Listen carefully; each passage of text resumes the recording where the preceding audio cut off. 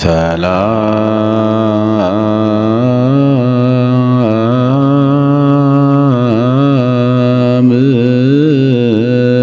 ለክ በስመ አብ ወወልድ ወመንፈስ ቅዱስ አሐዱ አምላክ። በመላው ዓለም የምትኖሩ የእግዚአብሔር ቤተሰቦች ሁላችሁም በያላችሁበት የምድር ዳርቻ እንደምን አላችሁ? እንደምን ከረማችሁ? እንደዚህ አይነት መልካም ፈቃድ የብሉይ ኪዳን ተከታታይ ትምህርታችንን ነው የምንመለከተው። ብሉይ ኪዳን ኦሪት ዘጸአት እናያለን። ኦሪት ዘጸአት ምዕራፍ 17 ነው ዛሬ የምናየው። ምዕራፍ 17 ምን ይላል ስለምን ይናገራል የሚለውን ምዕራፍ 17ን ሁላችንም እናንብብ፣ እንወቅ፣ እናሳውቅ፣ እንማር፣ እናስተምር፣ እንረዳ፣ እናስረዳ። ምን ይላል 17? አሁን ደግሞ በዚህ ላይ አሁን ደግሞ የውሃ ጥያቄ አለ። የመና የእንጀራ የምግብ ጥያቄ ምዕራፍ 16 ላይ በደንብ ተረድተነዋል። አሁን ደግሞ እንደገና ደግሞ እጥረት ገጥሟቸዋል። በሲና ምድረ በዳ ሲጓዙ እንደው ሀበ አልቦ ጾማይ ነው ነቃማ የሌለበት ነው ብለዋል። ሀበ አልቦ ጾማይ ማለትም ቃዴስ በርኔ ነው፣ ነቃማ የሌለበት የውሃ ምንጭ የሌለበት ሳር ቅጠል የማይታይበት አገር ማለት ነው ብለውታል። በዚህ በበረሃ ውስጥ እየተጓዙ ነውና ውሃ እጥረት ገጥሟቸው ወይም የሚጠጣ ውሃ አጥተው እስራኤል ማልቀሳቸውና የእግዚአብሔር መፍትሄን ነው የምንመለከተው።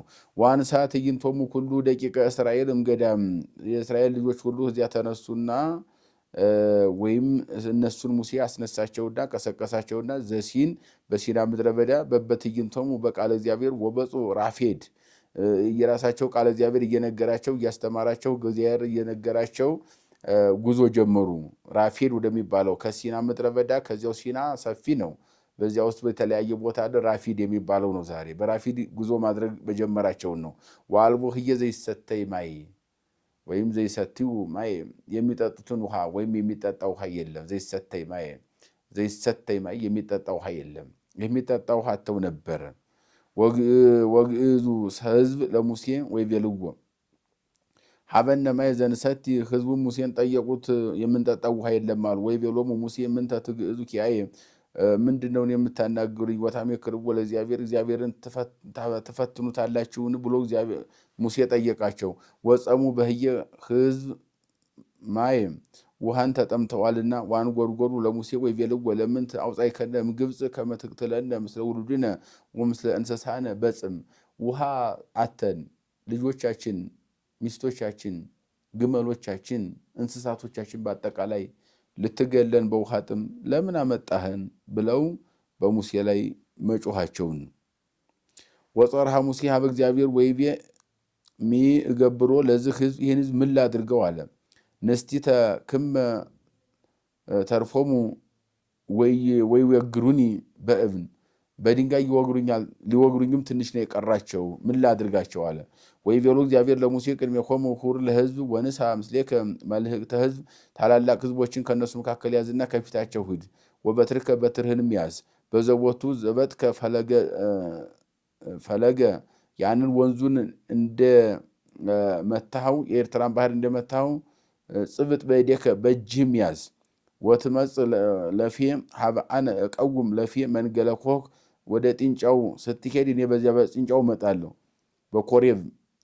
በኮሬብ ባለው ጥንጫ እመጣለሁ። ትዘብጦ ለኮክ፣ ጥንጫውን ትመተዋለህ። ወይ ወፅ ሙስቴቱ ማይ፣ ከዚያም ውሃ ይወጣል። ወይ ሰቲ ህዝቡ ይጠጣል። ወገብረ ሙሴ በከመ አዘዞ እግዚአብሔር በቅድሜሆሙ ለደቂቀ እስራኤል፣ እግዚአብሔር እንዲያዘዘው ሙሴም በህዝቡ ፊት አደረገ። ወሰሚዖ ለውእቱ ፍና መንሱት ወጋይዝ በእንተ ግዝስ ዘግዝግ ወደቂቀ እስራኤል ዋመከሩ ፈጣሪ ሁሉም፣ እግዚአብሔርን የፈተኑ ሙሴንም የተከራከሩበትን ቦታ ያንን ቦታ ለእመሃሎ እግዚአብሔር ወለእመይሃሎ ምስሌነ፣ እግዚአብሔር አለ ባይኖርም ከኛ ጋር እግዚአብሔር አለ ብሎ ያንን ቦታ በዚህ ስያሜ ሰየመው ይላል። አሁን በአጭሩ ይህን ስንመለከተው ምግብ ከበሉ በኋላ ምግብ መብላቱም ትርጉም አለው። ይሄ ይሰነንስተይ ማየጋታ ለግብፅ ከግብፅ ውሃው ብንጠጣ የግብፅ ምንጮች ወይም ኩሬዎችን ብንጠጣ ምንም ወደ ደም ቢቀየር የግብፅ ውሃ ለእኛ ግን ደም አልነበረም ይሻለን ነበር ብለው ሙሴን ማጉረምረማቸውና በሙሴ ላይ ብዙ ፈተና ማንጣታቸው ከሙሴ አልፎ እግዚአብሔር መፈተናቸው ነው። እግዚአብሔርም ውጣ ወደ ተራራው አለውና ወደ ተራራው ሲወጣ በኮሬብ ተራራ እግዚአብሔር እንደሚገለጥልን ነግሮት በትርህን ያዝ ጽብጥ ወዝብጥ ፈለገ፣ እነሆ በትሩን ያዝና ጥንጫውን ምታው በወንዙ ላይ ቁመው ብለው ጥንጫውን ሲመታው ውሃ መፍለቁና ህዝቡ መጠጣቸው የውሃ ጥያቄ መልስ ማግኘቱን ይነግረናል ማለት ነው። ከዚህ ቀጥሎ ጉዟቸውን ቀጥለዋል። በሉ ጠጡ። አሁን በምግብና የውሃ ጉዳይ ተችሏልና ጉዟቸውን ጀመሩ። ጉዟቸውን በሚጀምሩበት ጊዜ ደግሞ አማሌቃውያን እነሱን አይፈልጓቸውምና ወደ ርስታቸው እንዳይገቡ እንቅፋት ለመሆን ጦርነት መንገድ ላይ በእነሱ ላይ መክፈታቸውን የሚነግረን። ወመጻ አማሌቅ ከመ ይትቃተሉ ምስለ እስራኤል አማሌቅ ብሎ ለንጉሱ ገለጸው እንጂ መጹ አማሌቃውያን ከመ ይትቃተሉ ምስለ እስራኤል በራፌድ ከእስራኤል ጋር ይገዳደሉ ዘንድ መጡ አማሌቃውያን ወይም አማሌቅ መጣ እነሱ ጋር ለመጋደል። ወይቤ ሙሴ ለእግዚአብሔር ለኢያሱ ህረይ ለከ ደወ ወፃ ወታዙ ለአማሌቅ ጌሰመ ወናሁ አነ ቀውም ዲበ ርእሰ ወግር ወበትርም ዘእግዚአብሔር ውስተ እዴ በእግዚአብሔር እጅ ሰጠችኝ በትር አለችኝ። እኔ ጠዋት በዚያ በተራራው ላይ ቆማለሁ። ሂድና አማሌቅን ትይዘው ዘንድ ወደዚያ ውጣ ብሎ ኢያሱን ማዘዙ ነው ሙሴ። ወገብረ ኢያሱ በከማዘዞ ሙሴ እንዳዘዘው ኢያሱም ወጣ። ወተራከቡ ለአማሌቅ አማሌቅንም አገኘው። ወሙሴ ወአሮን ወሖር አርጉ ውስተ ርእሳ ለወግር ወደ ተራራው ወደ ኮሬብ ተራራ ሙሴ ኢያሱ ወጥቷልና ሙሴም ተከተለ። ከሙሴ ቀጥሎ አሮን፣ ከአሮን ቀጥሎ ሖርም ተከተለ። በነገራችን ላይ ሙሴ በሚያደርገው ድንቅ ስራ ተአምር ሁሉ ኢያሱ የሌለበት ሰዓት የለም። ተራራ ላይ ሲወጣ ከእግዚአብሔር ጋር ሲናገር ሁሉ ጊዜ እግዚአብሔር ጋር እኩል በሚባል ደረጃ ድምፅ የሚሰማ አብሮ ያሳደገው የተንከባከበው ለመሪነትም እያዘጋጀው የነበረ ልጁ ማን ነው ተተኪ አድርጎ ያዘጋጀው ኢያሱ ይባላል። ከአሮን ደግሞ ጧት ማታ የሚንከባከበው አሮን የሰማውን ያየውን ሁሉ የሰማ ደግሞ ሖርም ይባላል። አሁን ኢያሱ ከአማሌቅ ጋር ለመታገል አማሌቅን ድል ለማድረግ አማሌቅን ለመቆጣጠር ወደ ተራራ በሚወጣበት ጊዜ ሙሴ ተከተለ። ከሙሴ ጋር አሮን ተከተለ። አሮን ደግሞ የማይለየው ልጁ ደግሞ ሖር አብሮ ተከትሎ ወደ ተራራው መውጣታቸው ይነግረናል። ወሶበ ያነስ ሙሴ ደዊሁ ይወፅእ እስራኤል ወሶበ ያጽብ ሙሴ ያወርድ ደዊሁ ወይትወፅኡ እስራኤል ሙሴ ወደዚያ ከወጣ በኋላ እጆቹን ሲዘረጋ አማሌቅ ድል ይነሳል። እጆቹን ሲሰበስብ ደግሞ ዝቅ ሲያደርግ ደግሞ እስራኤላውያን ድል ይነሳሉ። እንደዚህ አይነቱ ጣውረድ ነበረ። ከዚያ በኋላ ሙሴ እጆቹን ዘርግቶ ይውል ነበረ አማሌቃውያን ድል እንዳያደርጉ። ያ ማለት ሙሴ በትምህርተ መስቀል እጁን ዘርግቶ ሲውል አማሌቃውያን ድል እንደሚሆኑ ኢየሱስ ክርስቶስ እጁን ዘርግቶ በቀራንዮ ተሰቅሎ አጋንንት ሁሉ ድል አድርጎ ዓለምን ነፃ ማውጣቱ ነው።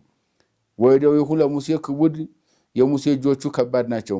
ወአንበሩ እብነ ሎቱ ወይነብሩ ላይ ሊሆን ዘርግቶ መዋል ስለማይችል እጁ ከባድ ስለሆነ እጁን ዘርግቶ መዋል አይችልም። እጁን ካጠፈ ደግሞ አሕዛብ ድል ያደርጋሉ። ሙሴ እጁን ሲዘረጋ አሕዛብ ድል ይሆናሉ። ስለዚህ ያለው አማራጭ ድንጋይ መጡና አዘጋጁለትና ሙሴ እጆቹን ዘርግቶ እንዲውል ማድረግ ነው። አሮን ወሖር ይጸውሩ እዴሁ እስከዚያ ድረስ ግን አሮንና ሖር አሮን አንድ እጁን ይዘው ተሸክመው ይውላሉ። ሙሴ ላለ አሐዱ በለፌ ወአሐዱ በለፌ ወቆማ እዴሁ ለሙሴ ሩባት ይሆን ተዘርግተው ቆሙ። አንዱ በአንድ እጅ ላይ አንዱ በአንዱ ትከሻ ላይ አሮንና ሖር የሙሴን እጅ ተሸክመው እስከ ዕርበተ ፀሐይ ይውሉ ነበረ ይላል። ጠላት ድል ለማድረግ ሙሴ እጁን ሲዘረጋ አማሌቅ ድል ይሆናሉ። ሙሴ እጁን ሲያጥፍ እስራኤል ድል ይሆናሉ። ስለዚህ የግድ የሙሴ እጅ ተዘርግቶ መዋል ያለበት። ድንጋይ አመጡ፣ ድንጋይ አንጥተው አስቀመጡ። ያም ደግሞ ድንጋዩም ተንቀሳቃሽ አይደለም። ስለዚህ ያለው አማራጭ አሮን የሙሴን አንድ እጁን ተሸክሞ መዋል፣ ሖር ደግሞ አንድ እጁን ተሸክሞ መዋል ነው። ምክንያቱም ክቡዳት መዝራይቱ እጆቹ ከባድ ናቸውና የሙሴ ተሸክመው እነሱ ሲወሉ ድል ያደርጉ ነበረ። ፀሐይ እስከሚወጣ እነሱም ተሸክመው ይውላሉ ድል ላለመሆን። ወሜጦሙ ኢያሱ ለአማሌቅ ምስለ ህዝቡ ወቀተሎሙ አማሌቅን ከህዝቡ ጋር ኢያሱ መልሶ አባረራቸው በሐፂን በጦርነት። ወይቤሎ እግዚአብሔር ለሙሴ እግዚአብሔር ሙሴን አለው ጸሐፎ ለዝ ተዝካር ዋይዲኦ ለኢያሱ ድምሳሴ ደመስሶም ለአማሌቅ እምታይተ ሰማይ ይህንን ጻፈው ለዘላለም የሚጻፍ ሕግ ነው። ለኢያሱም በደንብ ንገረው መደምሰስን አማሌቃውያን ከምድር ገጽ ደመስታቸዋለሁ፣ አጠፋቸዋለሁ፣ ከሰማይ በታች ይጠፋሉ። ወሐነጸ ሙሴ ምስዋዕ ለእግዚአብሔር ወሰመዮ ስሞ መምህጽ ሙሴም ለእግዚአብሔር መስዋዕት የሚያቀርብበትን የመስዋዕት ቦታ ሰራ፣ መማፀኛም ብሎ ጠራው። ወይቤስ መብዕድ ህቡአት ይጸብቆሙ እግዚአብሔር ለአማሌቅ ለዘመደ ዘመድ አማሌቅና ዘመዶቹን የዘመድ ዘመዶችን ሁሉ እግዚአብሔር ይጣላቸዋል፣ እነሱን ድል ያደርግልናል ሲል መማፀኛ ብሎ ጠራው ያን ቦታ ይላል። እንግዲህ የዚህ ላይ የምንመለከተው የውሃ ጥያቄ መልስ ማግኘቱንና እንደገና በአማሌቃውያን ወደ ሀገራቸው እንዳይሄዱ ወደ ርስታቸው እንዳይገሰግሱ መንገድ ማስተጓጓላቸው ጦርነት መክፈታቸውና አማሌቅና ተከታዮቹ እነኛን በኢያሱ አማካኝነት የሙሴ እጅ ተዘርግቶ በእግዚአብሔር ረዳትነት ድል ማድረጋቸውን በዝርዝር የሚነግረን የመጽሐፍ ቅዱስ ክፍል ነው። ኦሪት ዘጸአት ምዕራፍ 17 የመከረን ያስተማረን የገሰጸን የሰራዊት ጌታ እግዚአብሔር አምላካችን ከፀሐይ መውጫ እስከ ፀሐይ መግቢያ በፍጥረታት ሁሉ አንደበት ስሙ የተመሰገነ ይሁን። ይቆየ